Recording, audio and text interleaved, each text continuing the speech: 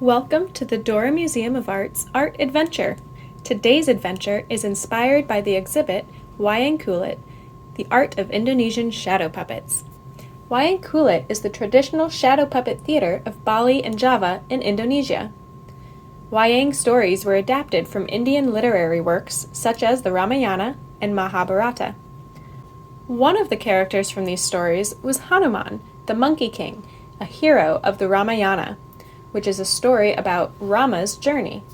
The ancient Sanskrit epic follows Prince Rama's quest to rescue his wife with the help of an army of monkeys.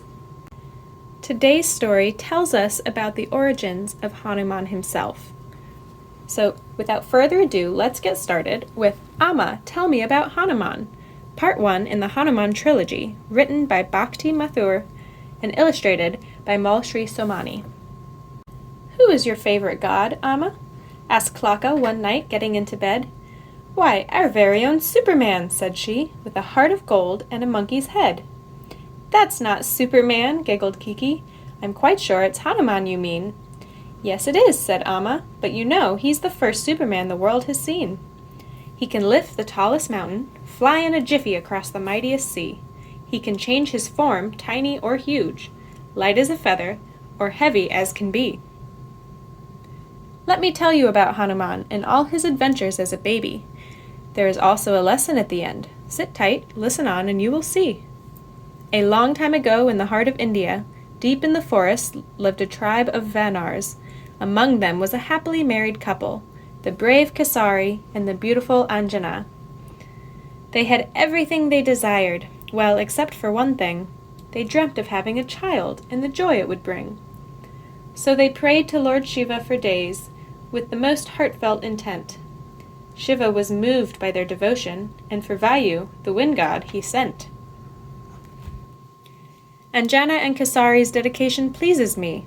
Help me make their wish come true. Bless them with a son of your own being, with your wisdom and strength, O Vayu.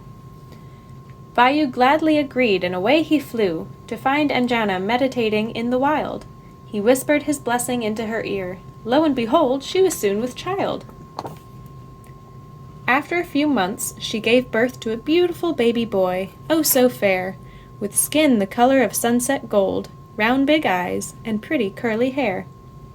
Holding him tenderly, Kesari uttered, Anjana, he is quite the beautiful one. Let us name him Anjaneya, after you. Everyone will know him to be your son. Anjaneya soon grew into a strong little boy, born with the blessings of Shiva and Vayu, and he possessed their godly strength, which often caused an accident or two. One morning, as the sun was rising, it caught little Anjaneya's eye. Thinking it was a juicy ripe mango, he leapt towards it into the sky. Higher he went, and faster he flew, all the while having so much fun, swinging by clouds, whizzing by planets, getting closer and closer to the sun. Having just woken up from his sleep, the sun was startled by the young fellow. What do you want, you imp? He asked. The child said, To eat you, juicy mango. Fearing for its life, the sun ran to Indra, with little, agile Anjaneya in hot pursuit. Save me from this monkey, he panted. The brat is hungry and thinks I am a fruit. The sun pleaded on and on and on, so Indra rode out on his elephant to see. He was shocked that the sun was right. Flying at them was indeed a monkey. Stop, you impudent beast, yelled Indra. Do you think you are very clever? This sun isn't some snack meant for you. Eat it and we'll be in darkness forever.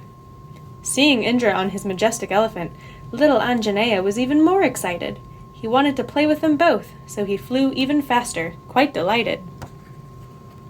Indra mistook the boy's excitement. The boy will attack me, he thought.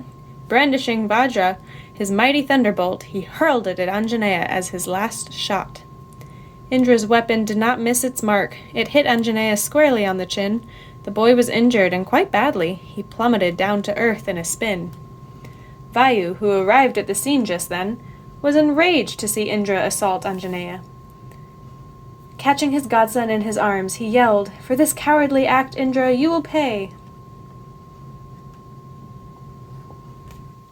Vayu flew into a cave with Anjaneya, trying his best to undo the harm, but all his efforts were in vain. His son lay lifeless in his arms. "I curse you, Indra," shrieked Vayu in rage, "for harming this innocent boy, my dear son. I will take all the wind away from the world. Let me see if you find that to be fun." Vayu sucked away all the air from the world, causing breathlessness and chaos everywhere. Indra knew something had to be done quickly, or all living things would die for lack of air. Brahma, the creator, and Indra rushed to reason with Vayu and end the strife. "This was a terrible mistake," said Brahma. "Let me bring your godson back to life." "I admit my mistake," said Indra. "Forgive me. Don't punish the world for it, O Vayu.